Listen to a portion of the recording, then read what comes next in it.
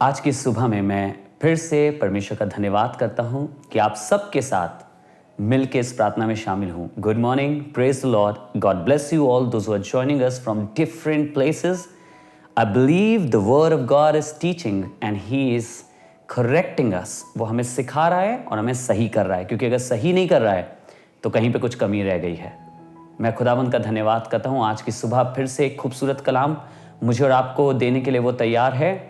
आप इसको बस अंडरलाइन करते रह जाएंगे। And this is going to speak to you, this is going to talk to us and it's going to teach us something really good. सुनिएगा क्या लिखा है।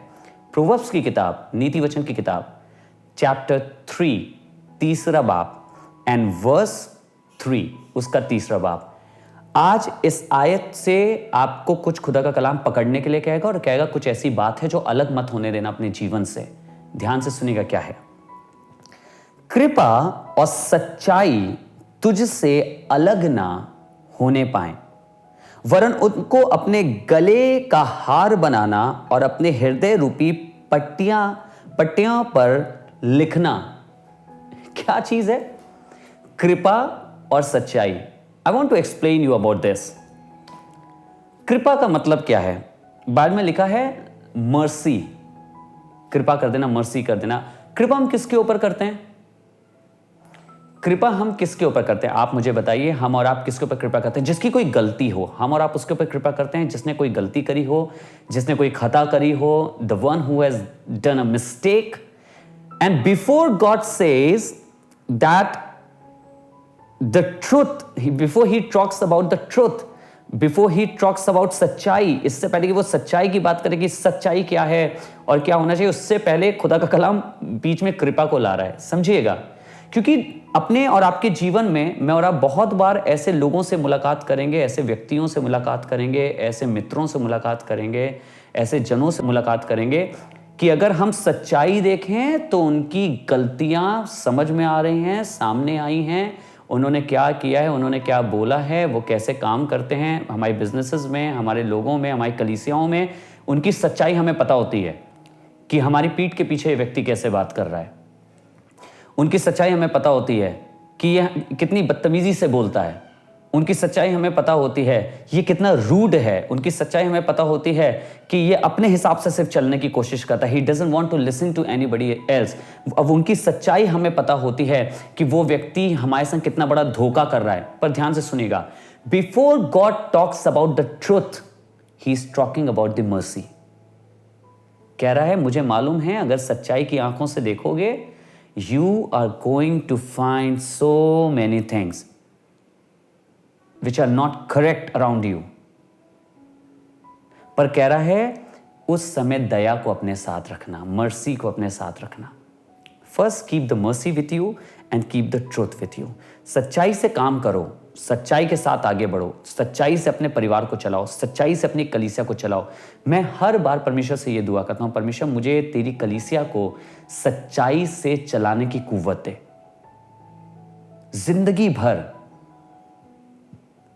क्योंकि मैं सिर्फ एक बात पे विश्वास करता हूं कि लोगों से आपको तारीफ सुनने की मिले या ना मिले, पर मैं एक शब्द हमेशा दुआ करता हूं, प्रभु मुझे मेरे अंत में एक शब्द, मेरी जिंदगी के अंत में एक सेंटेंस में सुनना चाहता हूं जो तेरी ओर से होगा, जो ये कहेगा कि हे भले और उत्तम दास, आ अपने स्वामी के राज्य में संभागी हो।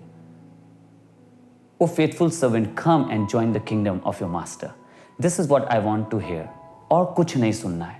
लोग कितनी बुराई करते हैं फर्क नहीं पड़ता, आपके पीठ पीछे क्या बोलते हैं फर्क नहीं पड़ता, आपके बारे में क्या बात करते हैं फर्क नहीं पड़ता।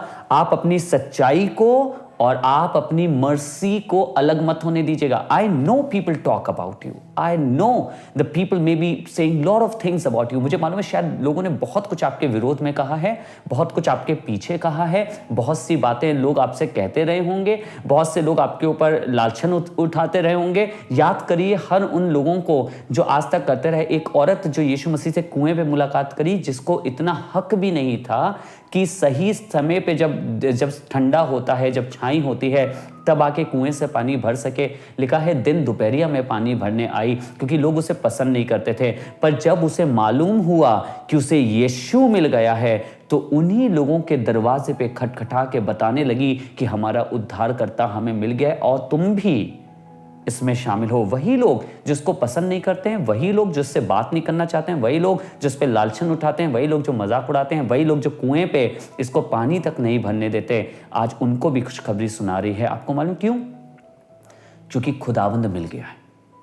जब हमें खुदाबाप मिल जाएगा तो अनुग्रह या ये मर्सी और दूसरा सच्चाई, मेरे और आपके दो हथियार होंगे। कई बार हम कहते हैं नहीं, अब हमें सत्य पता चल गया है, अब तुम देखना, अब हम तुम्हें बताते हैं क्या करेंगे। हाँ, सत्य पता चल गया है या आपके पास सच है, आप सच की तरह मूव करते हैं, पर सत्य तो ये भी था जो बाइबल कहती है कि हम सब ने पाप किया और परमेश्वर से दूर थे। This is the truth of Bible, that we all have sinned and we were away from God.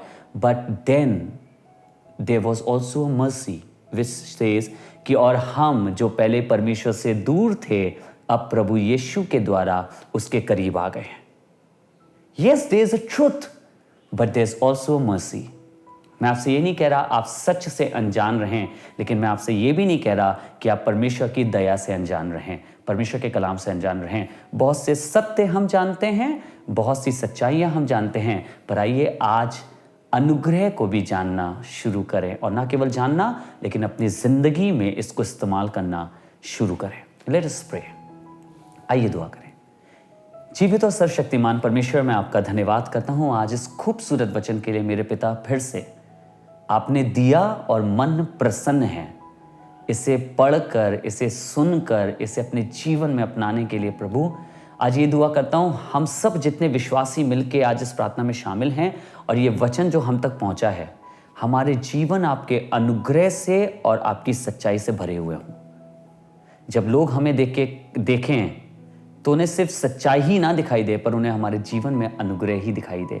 वो यही ना कहें केवल कि ये तो सिर्फ सत्य के साथ खड़ा रहता है, नहीं, सत्य के साथ भी खड़ा रहता है और साथ ही अनुग्रहकारी जन भी है। इसने बहुतों को क्षमा भी किया है, इसने बहुतों को माफ़ भी कर दिया है, बिल्कुल आपकी तरह जैसे आपने हमारे साथ किया। आज हमें सिखा दे, हमें बना दे और हमें एक खूबसूरत बर्तन बना के अपने आदर के लिए इस्तेमाल कर। प्रभु यीशु के नाम से मांगते हैं, आमीन। Amen. God bless you. Thank you so much for joining. May this word bless you. ये वचन आपको आशीष दे और आपके साथ बने रहने वाला हो सके। कल फिर मिलेंगे। God bless you all.